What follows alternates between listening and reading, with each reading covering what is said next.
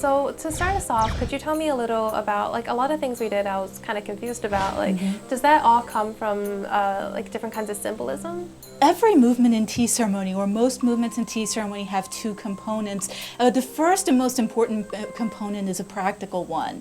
Every movement has a meaning. Every movement has a purpose behind it. For example, when you pick up a bowl as a guest, the first thing you do is raise the bowl and lower it. That's giving thanks.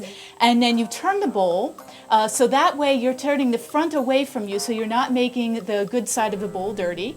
And and then after you drink, you turn the front of the bowl to face you again. So that way you can take a closer look at the bowl and you're seeing it from the best side of the bowl and getting a good experience of the bowl. Every time you drink tea, what you're really bringing to it is your own mind, your own state of being. Everything about you is going into tasting that bowl of tea right then and there. So you take that extra time to be very careful about the way you drink it, because you want to have a complete experience of drinking the tea. The tea is what's called matcha in Japanese. It's a powdered tea. So basically what they do is they take the tea leaves and they steam them, they grind them up so it's really, really fine, like flour, and then they age them. It's the same reason you age wine. It's so that the flavor will mature and develop while it's being stored. So when we make tea, we're actually scooping the powdered leaf into the bowl. So we are not just steeping it the way you do ordinary tea. You're actually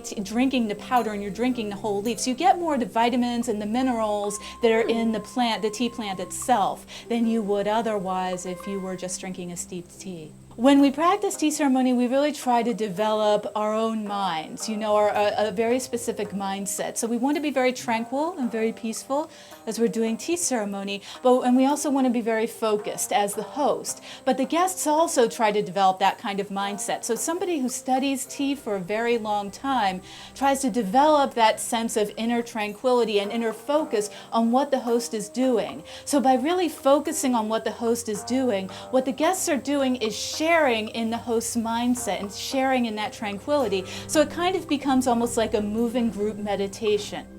Thank you so much. I learned a lot. Thank you so much for coming. We always love sharing tea with people.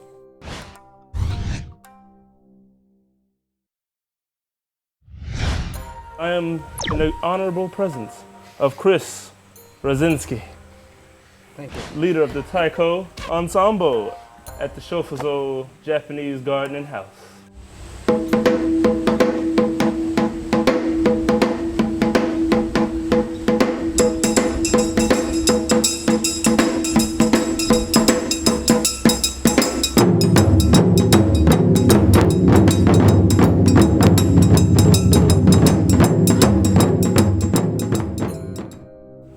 Been doing this? We started about 5 years ago as a joint venture between Shofuso and Settlement Music School. This is really about half the ensemble. Usually we're about 14 or so. What went down to make you all start getting into the taiko drums, everything in the Japanese culture? Well, for myself, I can't imagine it not being around in my life. So it's great. It's a great workout. It's fun. It's fun playing with everybody in the group. It's a real sense of, besides ensemble, there's this great sense of community. We'll have potlucks, get-togethers, and things like that. So it's very cool. How long does it take to learn how to play these things? For myself, before the ensemble, we actually got the classes and the ensemble rolling. I had studied for about a year and a half or so, but you're studying for a lifetime. It never really stops. 1, 2, ready, and boom.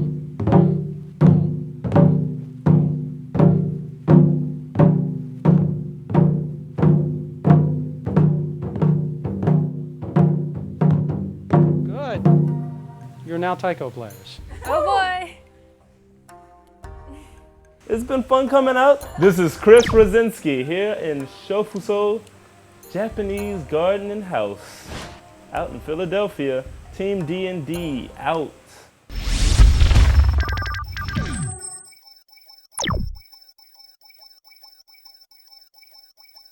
Hi everyone, Team D&D is here in Philadelphia at the Magic Gardens, and we are very honored to be here with Ellen Owens, who's the executive director, is that it? And Isaiah Zagar? Perfect. This is amazing. Like, how big is this? How big is the Magic Gardens? Big. big. That's all. The Magic Gardens is 3,000 square feet. Isaiah started this in 1992, and it took him almost 14 years to complete. There's thousands of objects from around the world here. Well, Julia and I, my wife and I, have a folk art gallery, and we go at least once a year to Mexico and collect folk art. We work with folk artists, and we bring the work home. But sometimes it breaks. A lot of times it breaks. Or I break it.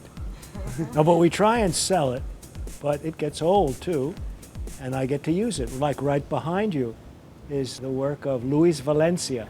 Julia told me when he first started doing these sort of projects that he was supposed to be fixing the folk art pieces, but somehow they ended up in the walls. Did you have any help? I had plenty of help. Okay. Nobody does anything without a lot of help. What's the range of materials used? I see everything from bottles to bike tires on your walls, man. Well, first of all, bottles, you know, we have recycling now, and I go out with a shopping cart and I can gather hundreds of bottles. Of course, also, I'm a pretty good drinker myself, so I have plenty of bottles. And then there's wheels. And I got to tell you about Curtis. Curtis is a guy who loves bicycles, and he goes to bicycle meets where he buys bicycles and refixes them. Now, a lot of times, the rims of the wheels are a little crooked. So I say, Curtis, I need those rims of wheels, you know. So one time I was sleeping in my garden, and suddenly I wake up from a dream and I see thousands of wheels coming over the walls. That was Curtis sending bicycle rim wheels over the walls, and now you see them in the garden. Isaiah starts by making what he calls concrete blobs, pouring sort of a puddle of concrete on a table and embedding larger structural elements such as sculptures or tiles with faces and features painted on them. And then those serve as the focal point for his drawings. Then he draws those lines of the person's body, the dog's body, whatever thing it happens to be onto the bare wall. The next step is to take pieces of mirror and actually line his drawn lines with them so it becomes a mirror line, a guideline. And then finally you get to fill in with all of these different kinds of pieces of tile. And the last step is to actually take a colorful grout, which is like a cement that's been colored with pigment, and smooth that over the entire thing, making sure it gets in all the cracks to seal everything in. So if anyone is interested in learning how to mosaic from the master of mosaic, usually he takes people out into the neighborhood here and they can actually mosaic a public wall that's been donated. Visit Philadelphia's Magic Gardens at www.phillymagiccardens.org. We have educational programs for the whole family, guided tours through the site. We also have changing exhibitions and concerts. So check us out and come visit.